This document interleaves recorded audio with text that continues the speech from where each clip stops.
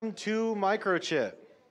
This is the first event of the year for Arizona for VEX IQ. So welcome everybody, and hopefully we can run an awesome event here.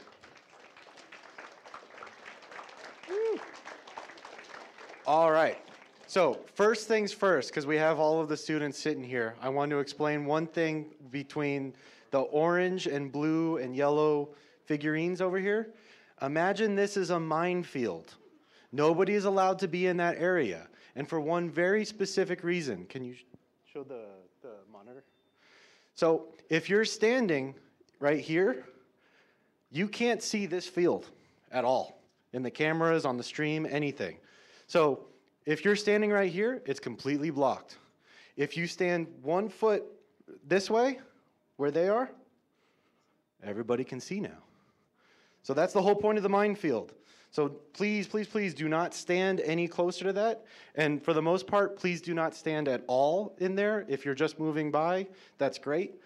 These white boxes next to the fields, these are set up for one parent from each team, or coach or mentor or whatever, is allowed to come up here and take photographs or video, anything like that. And it's a great area to do it from right here. So these are for 2 people only. Please work that out between yourselves beforehand. One from each team, yeah. So, other than that, queuing is over here. We have field 1, field 2, field 3, field 4. 1, 2, 3, 4. Rodney over there is going to be our head queuer. Please, please treat him with respect. He has a hard job here. So, other than that, we have some guests here from EVIT. They have a table in the back. Everybody in here can't see it, but back there they can see it. They're from, they have a lot of CNC and 3D printing equipment. They're a high school level program, so when you guys graduate from this, you guys can go over there and play with some of the toys that they've got. And please go ahead and check them out. It's an awesome program. Miss anything? All right, other than that, this is our head ref, Austin. Hey guys.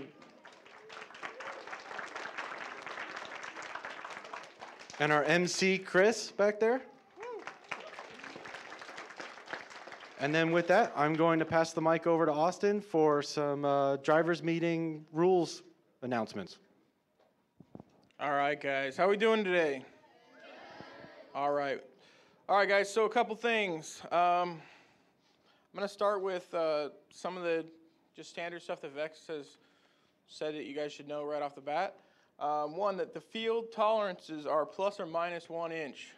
So make sure that you guys' bots can handle that. If they're not perfectly the way that yours were, they can be up to a 1 inch difference. Okay, so drivers, in the matches, you'll stand between here and here, so on this side of the field. I know some of you teams probably have not been practicing that way, but you'll be standing right here because this is the driver's box. Your robots will start in either this box or this box. So how many of you guys have done IQ event before? A good number of you, but we have a good number of people that haven't as well. So between 25 seconds and 35 seconds in the match, you'll hear me say switch drivers. There we go. Switch robots would be really interesting. But yeah, switch drivers, and then you guys will hand the controller to your other player from your team. Now, before that period and then after that period, the other person, the person that's not driving, cannot be in contact with the controller. Oh, okay. So guys, at the beginning of the match, all of you guys have gone through inspection, so you should be good for the sizing. But just remember that during no part during the match can you grow out or away from your robot. So you can grow up from your 15-inch height, but you can't grow bigger than that 11 by 20-inch square. Also, in the beginning of the match, you cannot be touching this back wall with your robot. It can be really close, but it can't be touching or resting on top of the thing. It can be hanging over that back wall, but just to the point of the field perimeter. Does that make sense? Okay.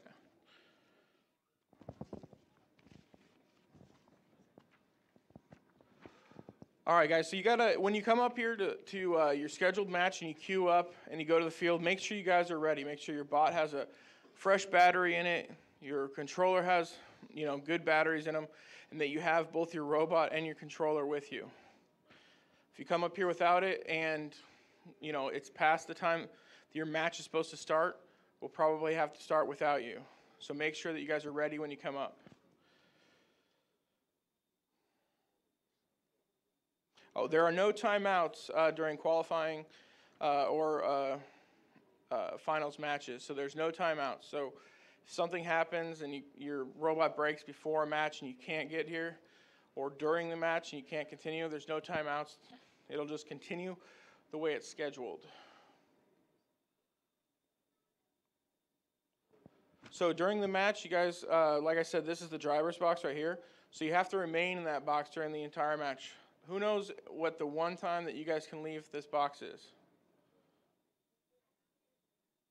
What was that? Yeah, so before and after your match, but during the match, who knows when you can leave that box?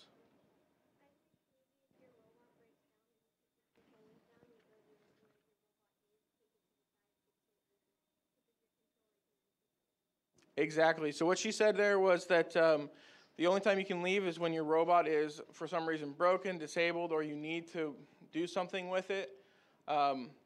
You'll set your controller down so that the ref knows that you're not operating your robot at the time. You can then leave the driver's box, grab your robot. Anytime you touch your robot, anytime you do anything that makes, or that you have contact with your robot, it has to come back to a legal starting position. So either right here or right here. Any of the rings that are in your possession or your robot's possession during that time get taken out of play. So they get taken off your robot and put out here. Any rings that are in that starting position that you move back to also have to be taken out of play. So when you go and do that and you move back to a legal start, if there is rings in one and there is not rings in the other one, go for the one that doesn't have rings. So you guys can still use those rings for scoring.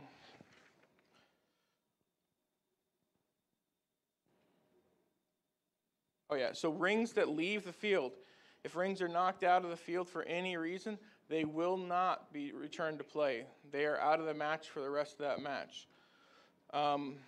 If you knock them off of any of those when you're getting off and they fall out, they're out. They can't come back in. Or off the back of here as well. So just a reminder that your robots cannot grip or grasp any of the controllers. There's a switch on the back wall there. We'll get it.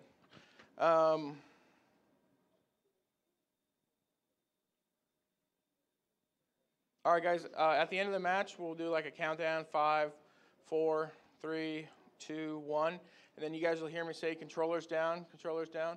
You guys will set your controller on the ground after the match. If your robot continues to move after the match by something that you were doing, anything that happens there will not be counted. If it's just moving because some of the robots have a tendency to kind of drift when they're not being played with, that's okay. If it runs into a field element or something, I will have seen where you're at before that. So anything that was happened at the end of the match where everything's come to rest. So that means like if a ring is, let's say, magically in the air, you have some really fancy robots that's throwing the rings up onto here somehow. It's when they come to rest. So when all the game pieces are stopped moving. So when the game pieces aren't moving anymore, wherever they're at, that's where they're at, and that's where they'll be scored at. All of the refs' rulings are final. So there's one time that you guys have the ability to protest, or I should say correct any errors that may be done during a match. At the end of every match, we're using the tablet system to score all our matches. So every one of the refs will have a tablet or a cell phone that they're scoring on. At the end of the match, they will show it to you. Do you guys agree with this? Now, when they're going through the match and scoring the match at the very end, they're going to be doing that out loud, and you guys should pay attention to that so that you know if they say, okay, I count that there are 3 rings, and you guys see 4 rings, let them know. And then at the end, you'll look at it, you'll verify it, make sure it's correct. You'll say, okay, once it's submitted and the field is reset, that's the end. We can't do anything to fix it. That's the score is what you'll have. Unless there was a mistake putting it in, which in our system, it's not really possible because we don't have paper going from this field to somebody inputting it. It's being inputted and you guys are agreeing on it at that time. Does that make sense, guys? Okay. Okay, so refs cannot review video footage to see, if something was different. If we go through it and the match resets and everything's turned in, and you're like, well, on this video there was one more ring on there, refs cannot review the videos. It's not allowed. Okay, guys. So this part's a little weird, but I'll read it to you guys so you guys kind of understand. The lowest score of each team will drop at the end of every 4 team challenge qualifying matches. So the lowest of those 4 scores for every 4 matches you play will drop. In our case, I think we're doing 6 matches, Tim? 7. So we have 7 matches. So that means the lowest score of all the of the 4 that run first will be dropped. So that helps you guys. It means that you had a bad run, you had a bad match. It's nothing to stress over because that one will be dropped. Does that make sense? Okay.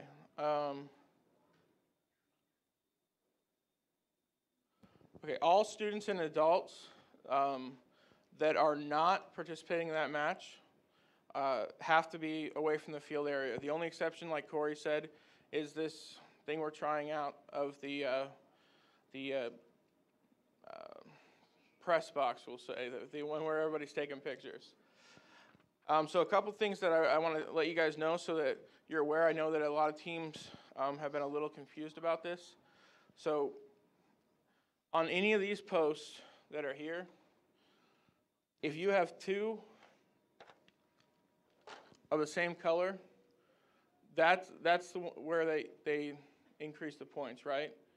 When there's 2 of a light color, that post is considered to be all of one color.